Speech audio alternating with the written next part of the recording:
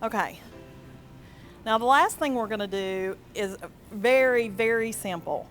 I also love goat cheese. And there's a restaurant that I love to eat at that you all didn't used to have when I would come home to visit. But it's called Carrabba's. You now have one in Johnson City. My favorite thing to eat is a chicken brine. And it's a chicken breast that is cooked over the wood grill. So it imparts a lot of flavor from the wood. And then they put 2 medallions of goat cheese on top. Has anyone eaten goat cheese before? Yeah? What do you all eat it with?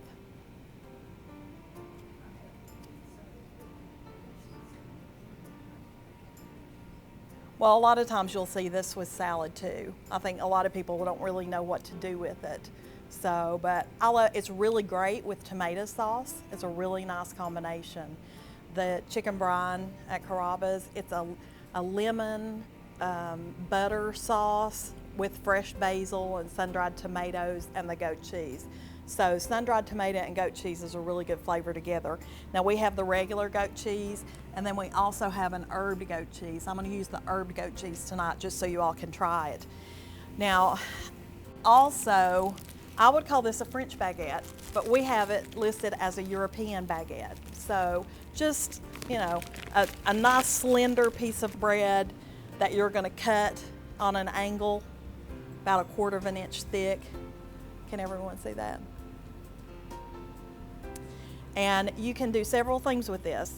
I really like to do it on my grill outside and let it grill on both sides. It's a really nice flavor just to the bread. Also, if you want to just broil it in the oven, you can just broil it on one side, just let it get as toasty as you like. I like mine with a little char. I like most of my food with just a little char on it. And you can just do one side, or you can flip them over and broil both sides. It's just up to you what you prefer. Now what I'm doing tonight, I just wanted to do something a little different because we're in the South, and in the South, everybody has to have at least one cast iron skillet, right? If you don't have one, then you're gonna have to move somewhere else, okay? So I bought myself this year for my birthday a cast iron griddle. So I wanted to use that tonight. You can see it's very hot. And we're gonna use just a little olive oil and brush onto the bread, and then just put this down and let it toast. Now I did have time to do a bunch of these. Now you can see I like a little bit of the char. You may not like that much, but you can taste it tonight and see what you prefer. So this one's a little less. Just kind of looks buttery. The olive oil just gives a really nice look and a wonderful flavor. And it doesn't take much time at all.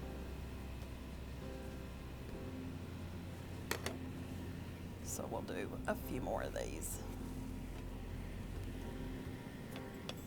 And you can just do this right in your cast iron skillet at home. You don't have to have a special cast iron griddle like I do, but I have a cast iron collection going on. Maybe I have a little cast iron fetish.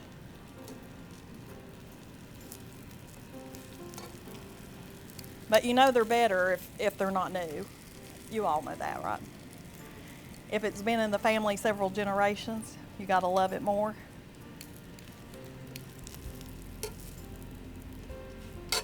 I've been living in Baltimore for 18 years, and one of my girlfriends married a guy who loves to cook. And of course they've been to my house to eat my cooking. And when I would come home before she got married, she used to come with me quite often. And we would mark all the places off that we wanted to eat when we came home. You know, because coming to the South is all about like Ridgewood barbecue, and we didn't have a chop house at home. You gotta have Pal's hot dog, and you know, all those things that we love about Kingsport. So you can see how beautiful the bread gets. So he came to eat at my house, and I don't even remember what I cooked, but I used my cast iron skillet, and they both were like, you have to find us a cast iron skillet at the flea market, because you know they're old and they've been used, they're seasoned already, and they're better. And Mom, how many did we find them? Like 2 different sizes, I think. We got a pretty big one because they love to cook and they love to have people over just like I do. So Now, if they knew I had this griddle, they'd probably want to steal that. Do you all have any questions so far? Yes?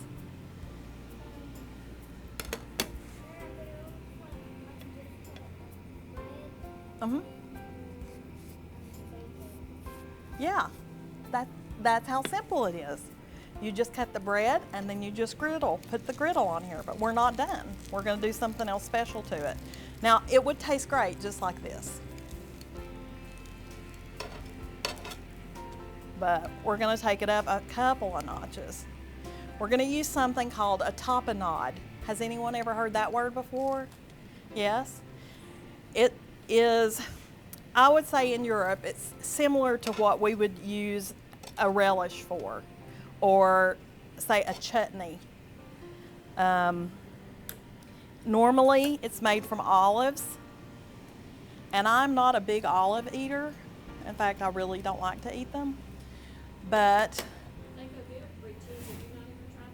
the tapenade in the brie, no, I haven't. We have another recipe from the audience. I'll have to try that. Well, we have several tapenades in the store. I like a sandwich called a muffaletta, which is an Italian sandwich, and it's got salami, smoked meats. My mom and I went downtown to a restaurant called Cornucopia. It's in the old Sobel's building, which a lot of you, I'm sure, are familiar with. So she took and turned all her sandwiches into things that relate to Kingsport. So the muffaletta sandwich, she calls it a Sobeletta because it's in the Sobel's building.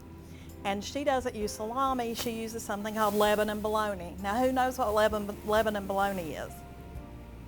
No? Oh, Mama knows. You can't participate. Well, I didn't know either, and I'm really glad the girl didn't tell me what it was, that she just gave me a slice and let us sample several things while we were down there, which was nice because it made us, feel welcome and want to come back. So it was it's spicy, kind of like a salami, but it's cow's tongue. I know, it sounds terrible, but it's not. It's really, really good. So I encourage you to go down there because they sell their deli meats. A lot of their things are farm raised and things made by the Amish. We got Amish butter that day that was just heavenly, and we got the Lebanon bologna. So now how have you had that? Oh, really? Where did you have that? Oh, really? Was it one of her bulls? Oh, I was always finished. Oh, interesting. And how did that taste? Good, except for when she told me what it was, and then you could realize that as you were chewing it, it kind of feel if you bite your tongue. Oh, that doesn't sound good.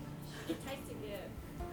Well, the Lebanon bologna's not like that because it's ground up and stuffed like a sausage and cured, and so they slice it up, like you would salami.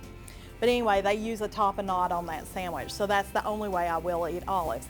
However, we carry a tapenade that's artichokes, and I love artichoke hearts. I just like to eat marinated artichoke hearts and salami. And then we have our traditional, which is the green olive. Then I found this one on the shelf. It's sun-dried tomato. So sun-dried tomatoes, like I told you before, is a really great flavor to go with goat cheese. So what I'm gonna do, That's what I was on. the tapenade, oh my gosh, well, if I can remember which aisle the tapenade's on.